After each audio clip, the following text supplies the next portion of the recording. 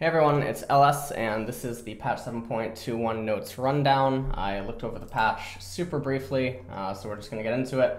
Probably don't expect too much in this patch, primarily just because Season 8 is right around the corner. I have yet to look at the runes, so I don't exactly know any types of changes that are going to maybe happen to some of these champions and how it's going to impact the champions moving forward into Season 8 with the changes to the runes and whatever else will happen then. So let's just talk about the stuff right now. Udyr. Q damage reduced at later ranks, soldier damage reduced at later levels. This is really surprising for me because, well, then again, I have not really been playing that much solo Q or following too much of League outside of, Worlds occasionally, so don't exactly know where Udyr is standing right now.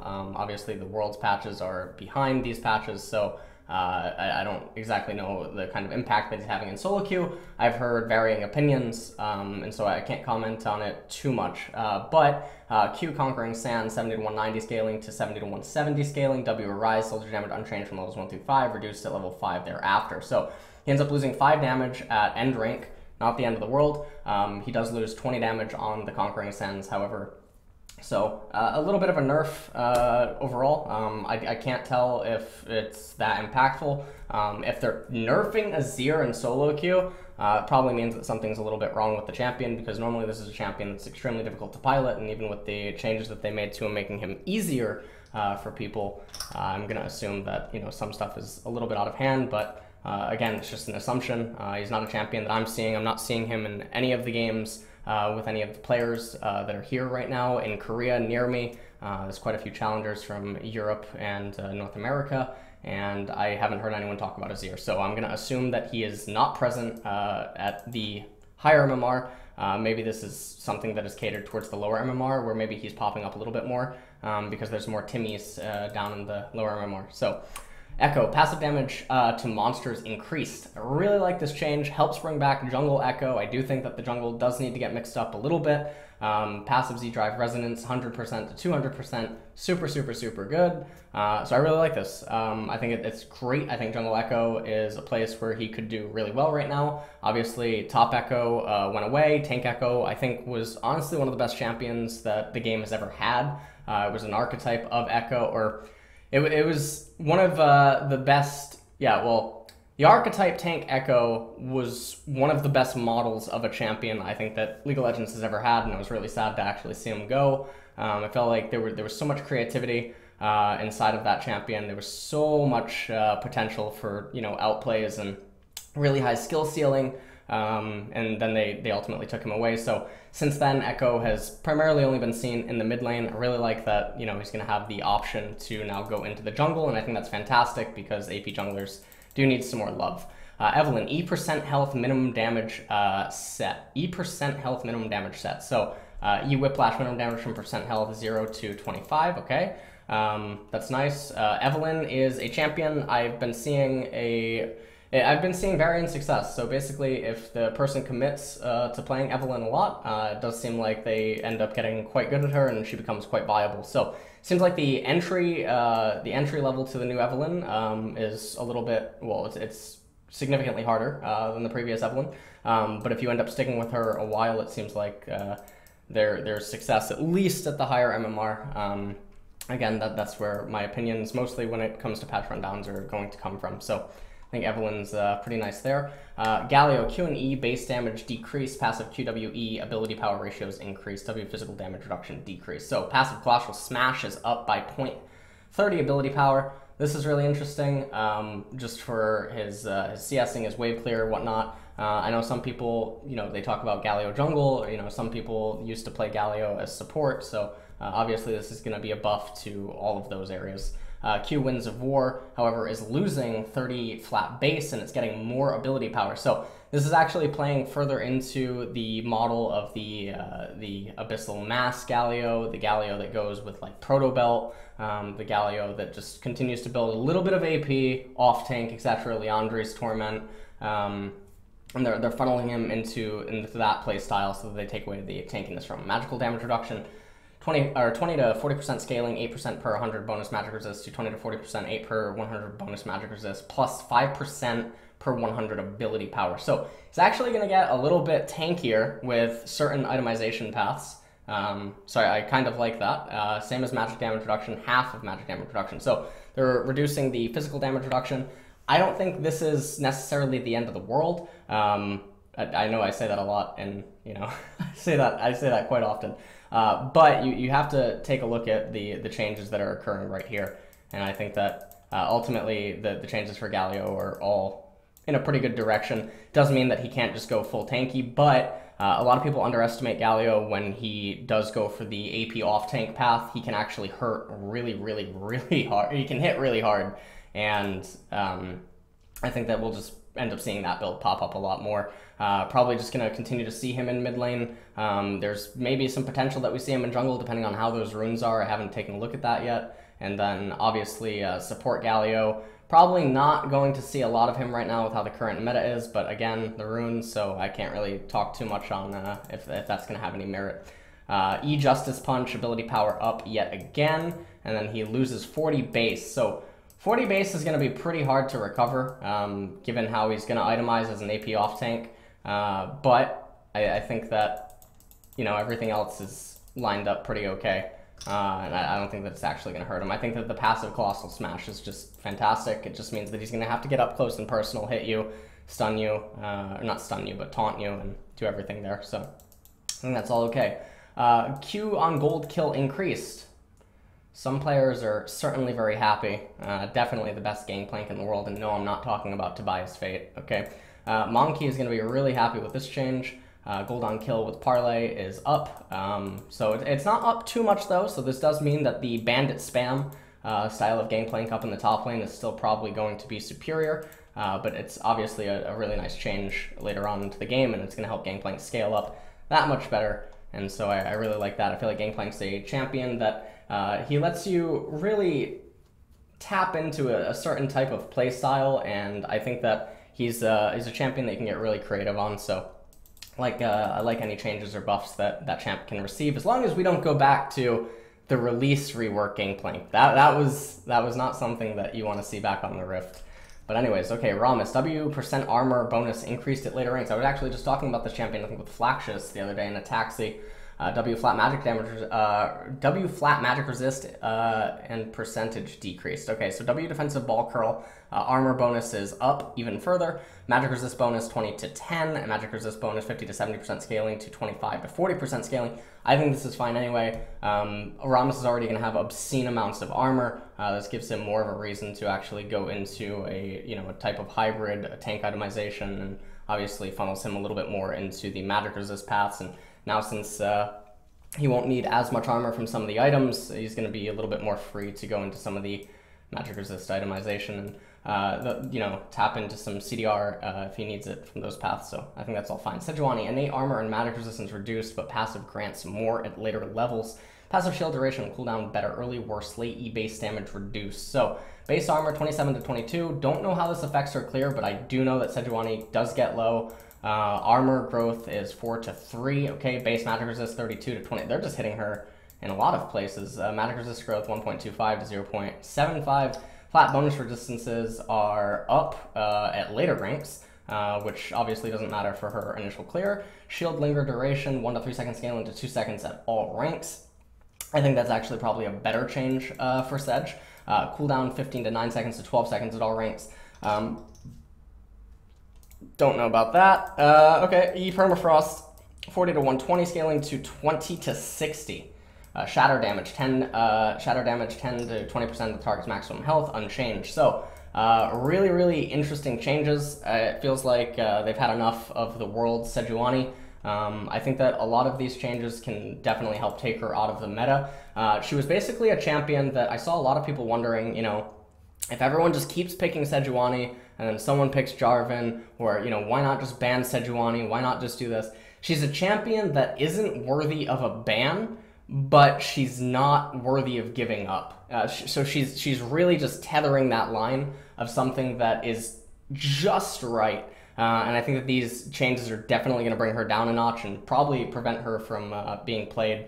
Probably just going to prevent her from being played. She's definitely, I think these changes almost instantaneously drop her to B tier off of A+, but We'll see what ends up happening. Again, runes, I can't predict that, and, you know, or, I mean, I haven't looked at them at all to make any sort of educated guesses on runes and what that'll do for certain champions, but Season 8 is right around the corner.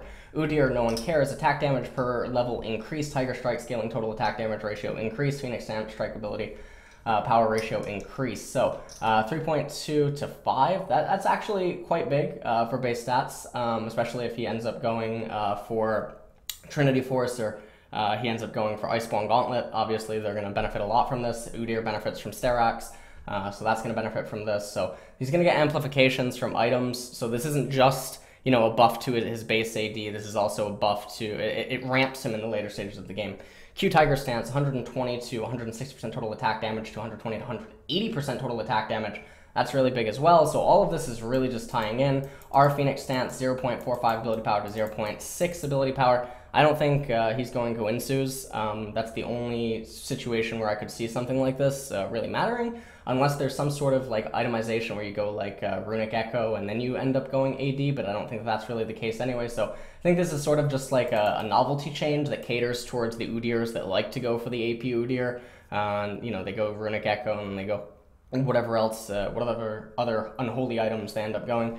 I think these changes are really nice. Depending on runes, he might have some viability, but as it stands right now, with his lack of terrain scaling and just other junglers being able to do what he does but better, and the fact that he has diminishing returns the longer the game goes on, it just feels kind of bad. So these changes are really nice, they're in the right direction, I just don't think that they're quite enough.